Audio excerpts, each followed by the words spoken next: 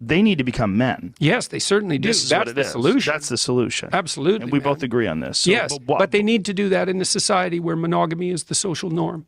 But isn't That's it all. the social norm anyway? Well, that was partly my point, although to the degree that we deviate from that, we tilt towards a more violent society.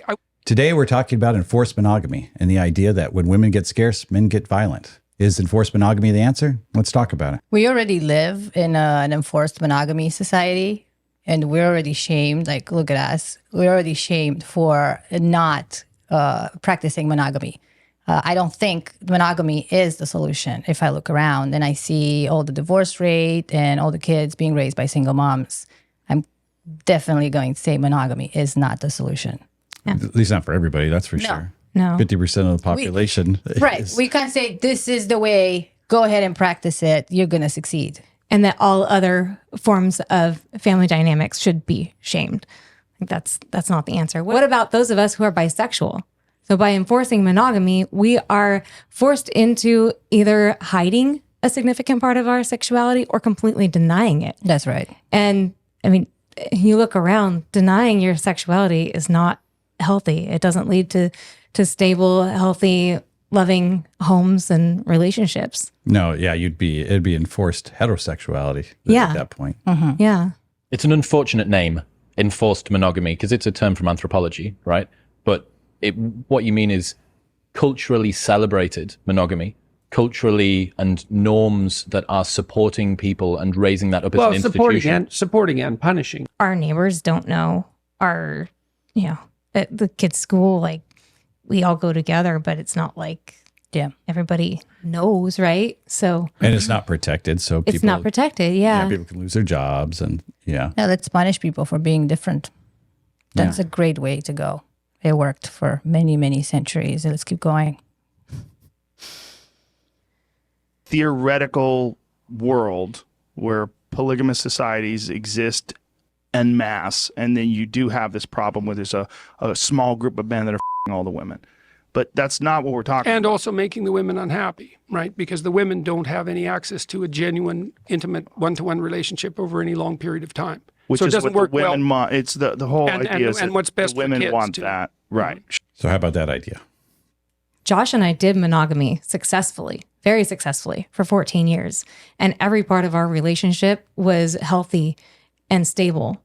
But once I embraced my bisexuality and we met Liv and she became a part of our home and our family, every part of my life got better. Every part of my already amazing relationship with Josh got better. And then now I have Liv and her partnership and that feminine sexual energy that I was craving, that Josh, in his masculinity, he can't meet those needs, and he shouldn't be required to meet those needs or asked to meet those needs. So this to say that I would be less happy it's not a fair statement. Polyamory is not about sleeping around and finding a million partners where you don't have a relationship with, and you leave women wanting more and desiring more. That's just having an open relationship, a non-attached relationship. Mm-hmm. And when Jordan Peterson refers to polyamory in that way, he's always from what I've understood from all the videos that I've watched, he's always looking at it from that perspective. The guy, first of all, is just from a man's perspective, which is very sexist. There are women who practice polyamory as well, and they have multiple male partners. Mm-hmm. Mm-hmm. And he's looking from a man's perspective, that he's just the playboy. He's gonna go sleep around and have sex with as many women as he can, completely disregarding them as human beings and not allowing them to have an emotional connection with him. And that is not what polyamory is all about. Polyamory is about the ability of an individual to love more than one person. Mm-hmm. And just by looking at it from that perspective, you understand how it will just increase the value of relationship, the variety of relationship, and the children. He keeps pushing the idea of the children, how the children are going to suffer. The children are going to live in this type of family structure where there's so much more variety, so many more people, so many more personalities, so much more to learn from your adults. Mm-hmm. Instead of how it is today, I don't know what the statistics are, but there's a lot of kids being raised in single mom families. Correct. And they're not doing any better. That's correct. Yeah. Or just homes where a significant portion of somebody's sexuality is being suppressed. And that just raises another generation of kids who are also sexually going to be encouraged to repressed. suppress their sexuality, and having sexually frustrated individuals running around trying to build a society is not the best way to do things. And that's part of his argument as well, is to say that men are going to be more violent when there's a lack of women. That's a result of sexual frustration, if that is the case. So, well, and overall, men are the ones who are responsible for most violent acts. If you have more men, you have more violent acts. It has nothing to do with how many women we have or not. It's just statistics. It's really unfair to say that a society that has more men has more violence because there's not enough women. No, there's more violence because there's more men. Yeah. End of story. I don't want to question whether or not Jordan Peterson has the capacity to love more than one person deeply, but I know it's absolutely possible for some people to love more than one person in such a deep way, because that's our reality. That's what we live every single day. So for that to be such a blanket statement, to say that all women are going to be unhappy living in a polyamorous home, that's just not a fair statement. No, you think about it too with, not everybody I don't think is wired for polyamory. We always say that. We're not trying to push polyamory on people. Yeah. It's not for everybody. Some people are wired better for monogamy, or maybe that's all the bandwidth they have for a relationship. But And there's nothing wrong with that. this argument could be the same way with children. Like, you should never have more than one child, because otherwise you wouldn't have the time and resources for two children. What It if would you be have a split. favorite? Yeah, what if you have a favorite? There's no way you could love both children, Yeah, right? exactly. You can only love one child. Yeah. And personally, for me, being in a polygamous relationship is better with my bisexuality. Like, I don't have to choose between one or the other. There's more relational fulfillment. I get the needs from that feminine energy fulfilled. I get the needs from that masculine energy fulfilled, just all around. It's ideal relationship dynamic and home life for me. I think there's a bit of confusion here. I think Jordan Peterson doesn't really talk about polyamory. I think he talks about patriarchal, religious type of polygamy. And it's true. In any country where that is practiced, it's detrimental to women in any way, shape, or form. Practice polygamy especially in a religious construct, increases violence in men.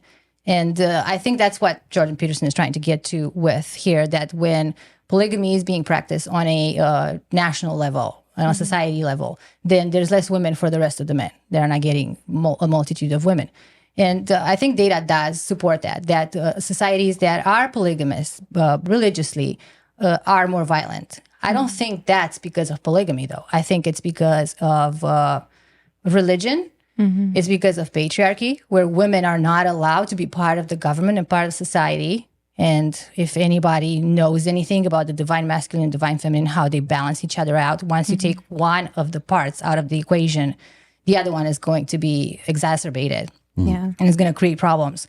And another reason is that I think these societies are sexually frustrated. Religion is not allowing these men to be themselves sexually, and that will just create monsters. I lived for many years in a society that was polygamist, and I can tell that, first of all, even though it was socially accepted, very few people actually chose to practice polygamy because it's not for everyone. And second of all, men were more violent and they were abusive to women because, one, they were allowed, and two, they were not allowed to be themselves sexually. They were suppressed. Well, it seems like, China, they're not even religious. It's just like, but with their birthing laws they've had for forever, where they just, they get an abortion or whatever. And most people choose to have a male son because they want them to carry on their name. But you've seen this now, all these years later, a lot of they have a huge male population and very less female. And both the males, they're having problems with them because they're overweight and they're docile. They don't have any drive or ambition to do anything. They they're not getting sex, but they don't look violent either. They just look lazy Right. and docile. Because actually, sexual activity increases violence. It's the opposite. When you have more sex, you have more testosterone. So therefore, you have more violence, more aggression. So by taking sex away from men, I don't think you're making them more violent. By having a multitude of men in one place, they are more violent because that's how males are. But by taking sex away from them, you make them more docile. They have no reason to show off their masculinity. There's nobody to watch. One human universal is the construction of societies to both mandate and reward monogamy. And there's all sorts of reasons for that. It's because it's the best long-term solution, fundamentally. But one of the reasons for that is that when women are scarce, men get violent. Yeah. And if I see a man that's prone towards violence, then is it my responsibility as a woman to open my legs for him to keep him docile? Apparently. Right? That argument is flawed. Yeah. Yeah, why should a woman be shamed into taking one for the team for the betterment of society? You know? Yeah. It's like- That's a very good question. I feel like we've been forced as women to do that for centuries. Like we have to take on the responsibilities of a lot of negative things that men have been doing for so many generations. Yeah. Rollo Tomasi had a quote, and I think it was the Rational Male book, the first one, said women would rather share a high value man than be saddled with a faithful loser. Or something, you know, something in those lines. It's like, Yes. why should a woman have to settle for a lesser man? Just for the Because betterment society of wants society. you to, otherwise you're going to be shamed. I don't think, monogamy is not the answer. Polyamory is not the answer. The answer is let everybody do what they want to do, and things will work themselves The out. answer is freedom of decision. If there's a high value man, he's just the man, and women want to share this man, there'll also be this woman somewhere else that has two men, and it'll just balance itself out. Exactly. Yeah. Letting families choose for themselves what is the best and healthiest home for them. Right. Yes, and we don't need to shame people into monogamy. That's not the answer. We've been doing that for a long time, but that's not working. So Yeah. Or in non-monogamy. We need to stop Correct. interfering and making decision for the individual. Yeah, that's a good point, because for a long time, even when we first opened, I felt pressure, especially when we would go out with other non-monogamous people. It would be almost embarrassing for me to admit that the only man I have ever been with is Josh. And I felt like if I said that, it would be like a shadow on me, Right. which sounds so weird to say. But yeah, so you go in one circle, the church circle or whatever. It's like, if you've had any other sexual partners, if I've ever been with a woman, that's shamed. And then you go to the open relationship circles, and if you've never been with another man, it's like, oh, you have a one penis policy. Like, no, I have a one penis preference. Like, and I should be allowed to have that, right? Like, so yeah, just let us choose for ourselves. It's a natural tendency for people to just shame anything that's different than how they are. And especially if somebody is in the non-monogamous lifestyle, because they have been so shamed about their choices. Now, when they see another person choosing the exact same thing that they were forced into, they're going to automatically assume that you were forced into it. And they're going to have a negative feeling about it. And that's just, I guess, trauma. Yeah. Being forced into something that you're not and something that you don't want to do. Correct. I think the solution is that they need to become attractive to Yes, women. that is the solution. Yes. There's no doubt about that. I don't think the two are related. Well, I was making a minor point. The minor point was that one of the ways that societies around the world have figured out that you keep young male aggression under control is by enforcing monogamous standards, because it gives everyone a chance in some sense. I think that's bullshit, because young men don't have sex. Like, there's 1 in 3 men, and mostly young men, that have no sex whatsoever, and it's not by choice. And it's just because it is what it is. Women do not look at them as possible partners. And monogamous or non-monogamous, that's never going to change. It's the reality. This is where we live. Women are going to look, because they are hypergamous in nature, they're going to look at somebody better, more successful, older, somebody who can teach them something. So a 21-year-old woman will not look at a 21-year-old male as a possible partner. Just the basic idea of this is relationship socialism. It's one for one, and that's not. It's not free market. Working. It's not going to work because free market works. Exactly. Yeah. It makes us try harder to be better. She will choose the guy who's older, and he probably dates other women at that time. She's not going to choose the single, very eager and willing young man that is her own age. You need to become like you. If you're the guy that's not getting the action, and you see the guy over there that is, you need to analyze him. It's like, what is he doing, and how can I be better? I want to be like that. It's like what Joe Rogan said. You're just not good enough quality. Yeah. It's not the world. It's not the society. You can sit in your corner and complain and bitch about it as much as you want. But if you're not attractive to women, no amount of social constraints or legality or anything is going to get you more pussy. And that's the truth of it. Well, it sounds like with this enforced monogamy, we'll just start forcing women to go. The theory is that it's going to happen. It probably happens at a large scale. But the reality is that even in enforced monogamy, we live in a society where monogamy is enforced. And if you go on dating apps or on any out there and you talk with women that are single and they tell you they rather die alone than be with a lesser man.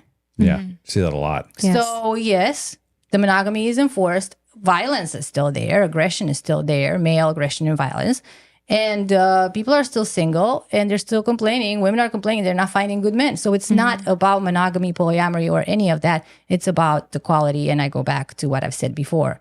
It's about the quality of the individual that is seeking out these relationships. Yeah. We need to work harder on ourselves and we need to do a better job, both men and women. Yes. Yeah. The solution is not there. I feel like listening to all these videos, I could see Jordan Peterson getting into this like he would start to contradict himself in what he was saying. Like, yeah, enforced monogamy is the solution. Well, polyamory is not the way to go. And you realize that he doesn't know what is the way to go and what is the secret to having a better, more fulfilled society.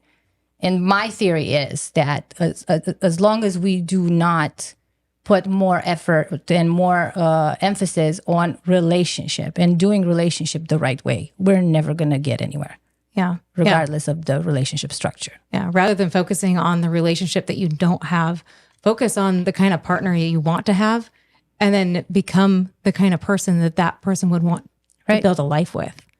And here's a weird notion. How about we teach young kids how to be good partners? Yeah. We teach them all of this stuff in school. How are they ever going to be successful adults if they know how to do algebra? Yeah. I'm not saying it's not important. Yeah, but learning, like working through conflict, things like that would have been way more useful. We're not teaching them any usable life skills. Nothing. Yeah. It's a miss. Yeah, you're right. No, teach them what to look for in a partner and teach them how to be a good partner. Right. Become a good partner. And stop imposing your ideology on them. Yeah. You have to be straight, you have to be gay, you have to be non-binary, or you have to be monogamous or polyamorous. Like, who gives a f***? Be whoever you want to be. Just be yourself and do it right. Do it mindfully. Mm-hmm. And that's the secret to success. Yes. Jordan Peterson. But isn't this in some ways against your whole idea of equality of outcome? Because you're talking about equality of sexual outcome now. If these men, if you have a guy like a LeBron James that's a dominant basketball player that just kicks everyone's ass, this is a guy who succeeded at the highest level, right? Well, there's going to be people like that sexually. There's going to be people that are better at finding mates, and this is what they enjoy. They enjoy having many mates. Yep, they enjoy being, but if this is what they enjoy, if it's a man who doesn't want a family and enjoys dating multiple women, why is that bad? So there's an assumption being made there that this person is only wants everything on the short term. I made a note. Well, that's his thing. And that's cementing the idea that he is not talking about the polyamory that we know and we practice. He's talking about like no strings attached, non-monogamy. Exactly. Yeah. He's also assuming that it's strictly about sexual desire, sexual appetite. Yep. And it's all short term. Yeah. Yeah. So the ability and desire to have many mates can go far beyond that. Yeah, well, that's what spoke to me. Is like I'm that person. I wanted more than one, and I'm willing to do the work, to have that, because it's something that's important to me. But then it's not short term for me. I want this for the long haul, and I want a relationship. It's not just sexual; it's more than that. Right. So that's a huge assumption on the sexual outcome. Yeah. Yeah. Your sexual appetite and the ability to perform and all that, that's there. But so is the appetite for a real meaningful relationship. So yeah, it's a faulty assumption. On top of that, I don't think every sexual relationship has to turn into a long-term relationship. That's a very outdated belief, and we have to stop thinking that, you're just going to like have sex for the idea to like get married and be together forever. People sample the market, and it's normal. What I'm curious is, so I know with enforced monogamy, Jordan Peterson isn't, he's not saying, oh, the government needs to step in and we issue women. It's nothing, that outrageous. Even his words were twisted for that, but it's not the point that he was trying to get across. It was more a societal shaming to keep people wanting to be monogamous. But we draw the line, like if there's a lesbian couple, we don't shame them for being lesbian. We'll say, hey, you didn't do your part in keeping men docile. Right. Now there's got to be 2 more violent men out there because you guys are lesbians. No, that's because they don't dare to go there because they've already been slapped for it. So that's their, we respect that choice and we celebrate it with you and we applaud it. Yeah. But why is that different when it comes to polyamory? All of a sudden, it shouldn't be. Aha! It's only different because they're just not used to the idea and they need to have things as they like. The reality is polyamory and the notion of polygamy is very scary for your everyday individual. That's why we're here. We're here to normalize it. If you like this content, go ahead and hit that like button. Yeah. Ding, ding, ding.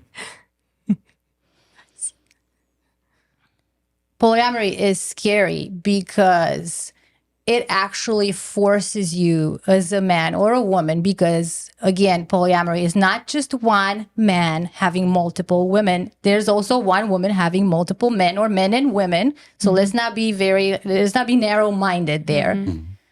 The idea that I could lose my potential partners to somebody else who already has partners is pretty scary, because that means I have to be the best. And why would I want to be the best when I can just do the bare minimum and still get someone to marry me? Because, that's what society wants. Yeah. So it's scary, just like the absence of religion is scary for your everyday person, because that means you're all alone and there's nobody to like guide you and protect you. And it's scary that you have to pretty much be a very amazing, wonderful individual to convince a person to want to be with you rather than be with your next door neighbor, Chad, who's so much better because he can have 3 women now. And you don't have to have any. Is that where hypergamy plays into it? It is. That's exactly where it plays into, because women are going to choose superior partners. Yeah. I want to be with somebody who's better, who's the best. And it's such a natural, it's genetic non-monogamy, which is, in my idea, the opposite of enforced monogamy.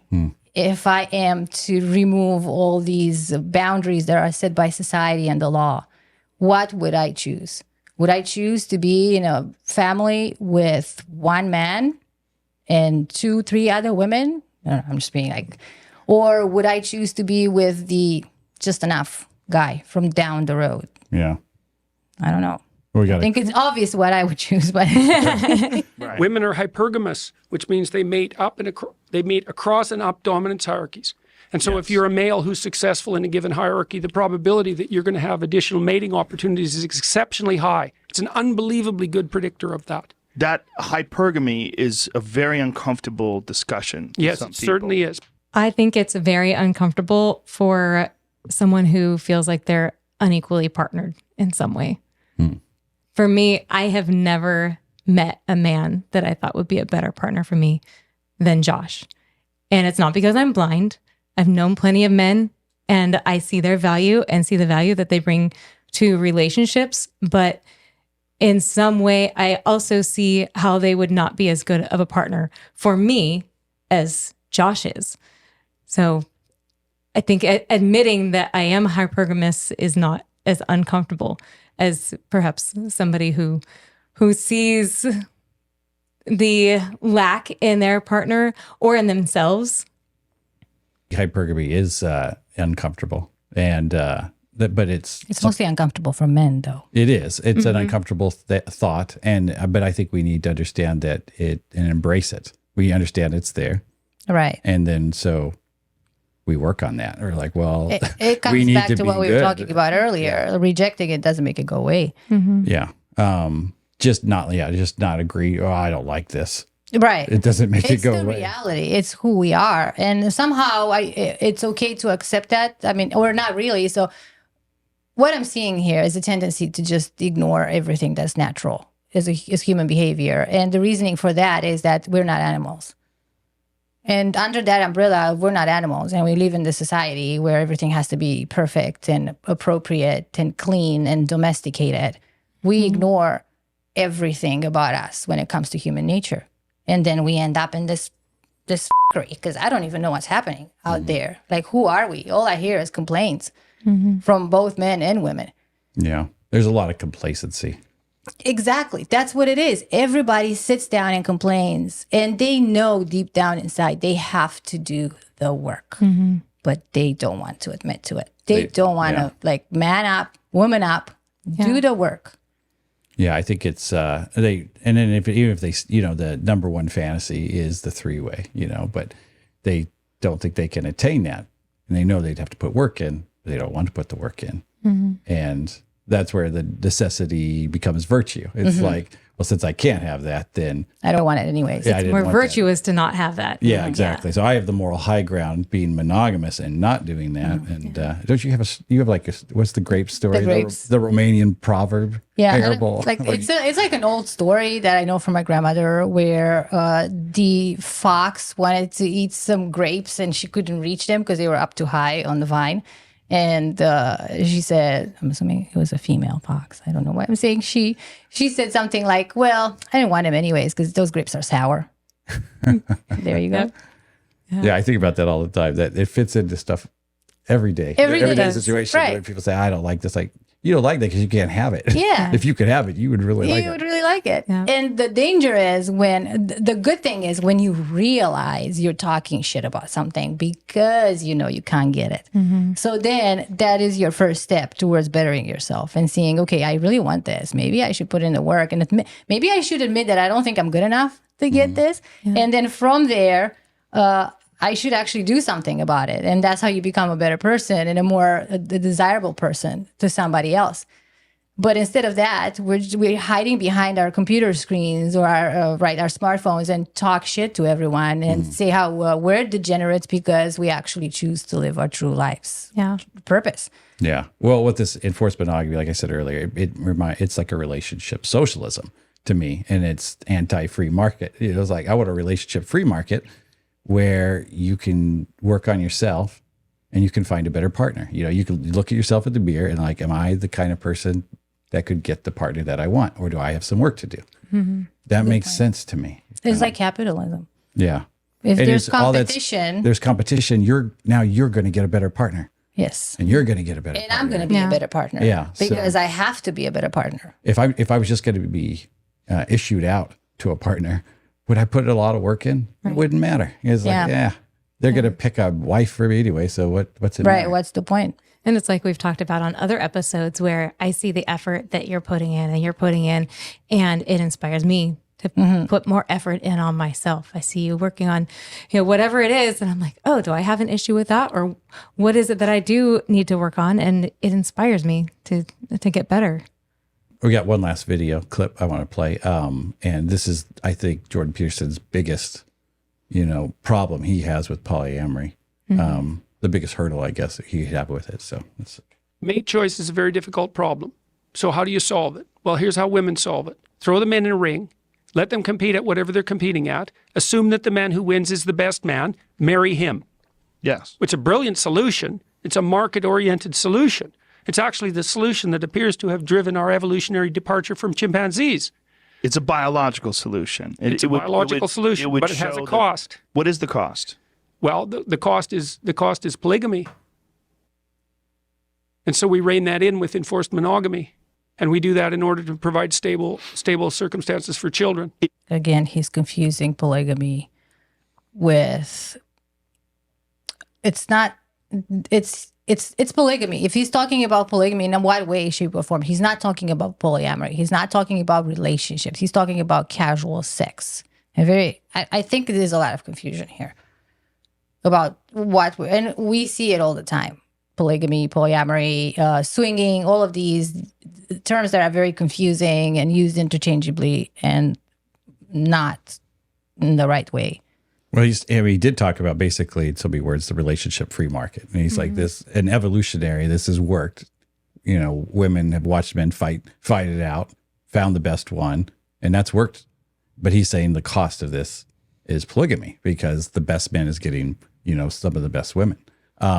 Maybe that would make us better as a society rather than giving men that are not supposed to be having kids the opportunity to mate. I'm just saying. Well, but seriously. The deer, you know, it's just the way it is. There's only one buck that mates with all the does, and then all the other bucks don't get the chance, you know.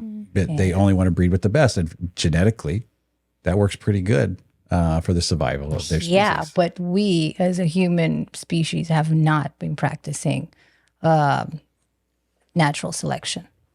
But that's the problem. Yeah. If we would have had that, it's polygamy. Yes, the best men are gonna mate with the best women, and everyone else can themselves because they shouldn't be mating anyways. They have kids. Yeah, and then those kids have kids, and where you end up with these standing behind the computers, right, and saying, "Oh no, we should be monogamous because otherwise I'm gonna not have anybody to be my mommy for the rest of my life." But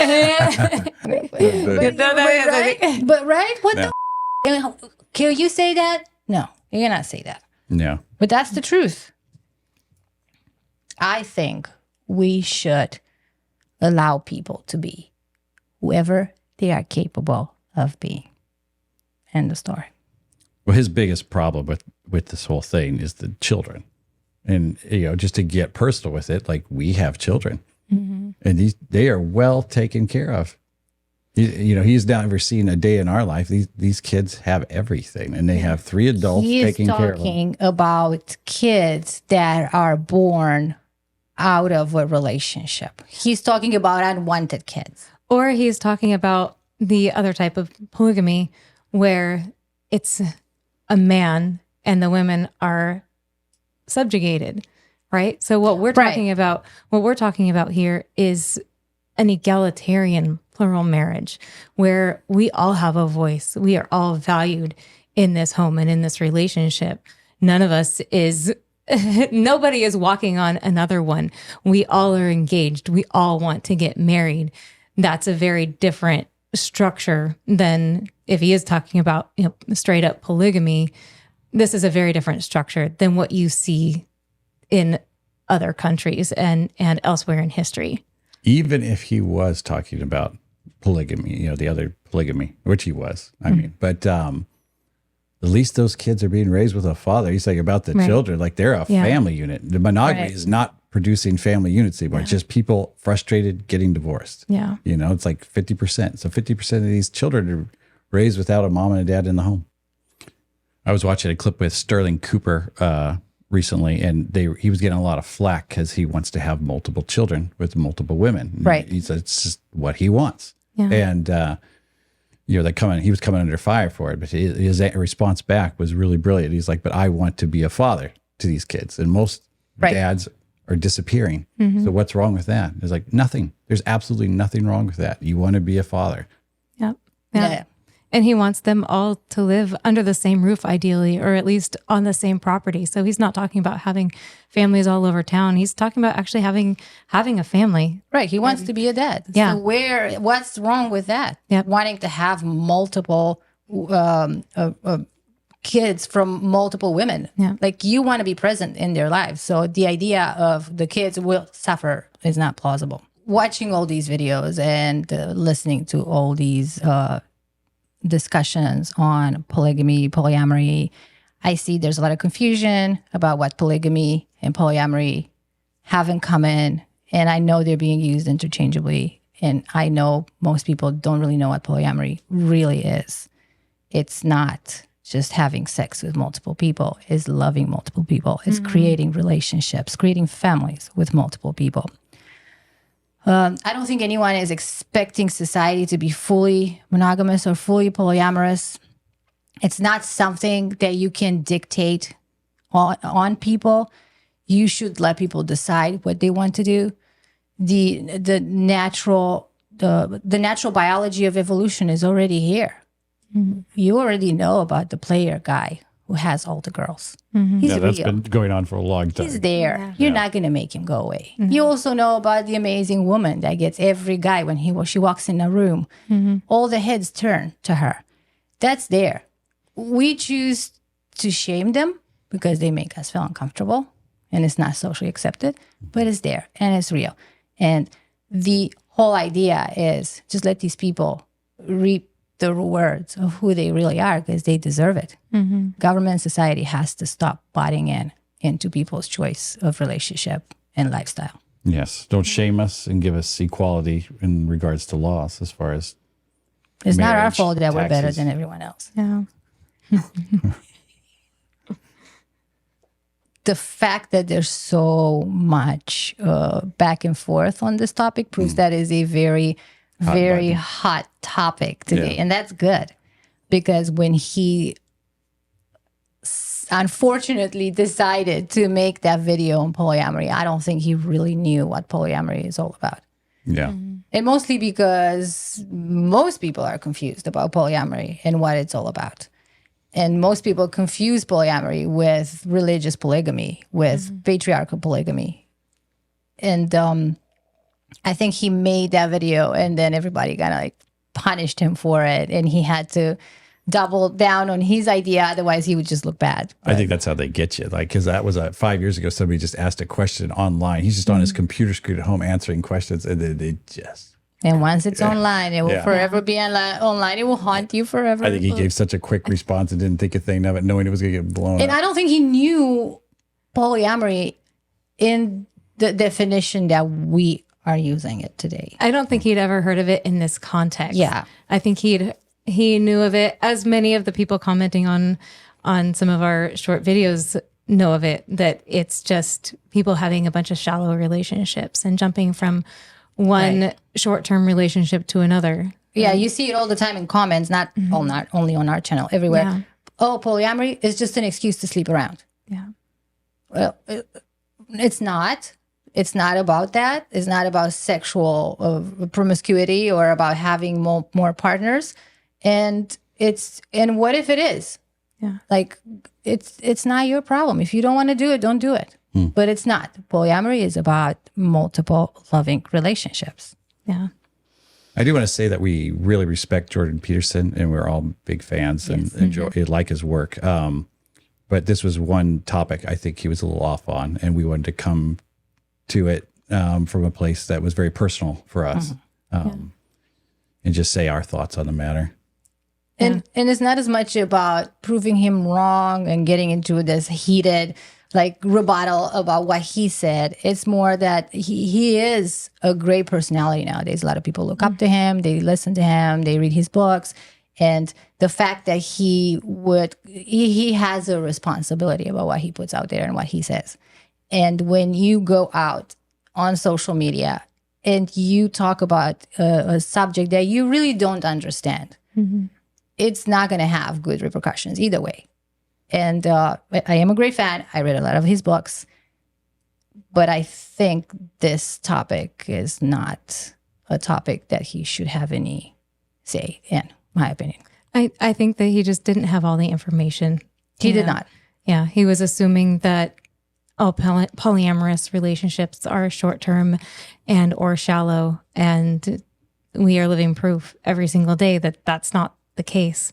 We have a beautiful home life. Our children are very well cared for, and it's a lifelong committed relationship that is polyamorous and non-monogamous.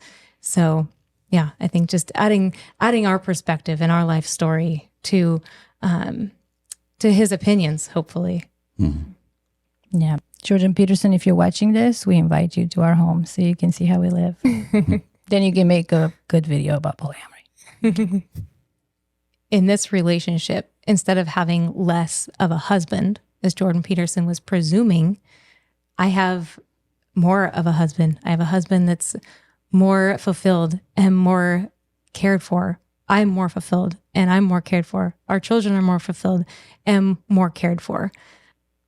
We're each getting our sexual and relational needs fulfilled in a way that monogamy could never do that for any of us. So again, not saying that this is right for everyone out there, but it is right for everyone in this home.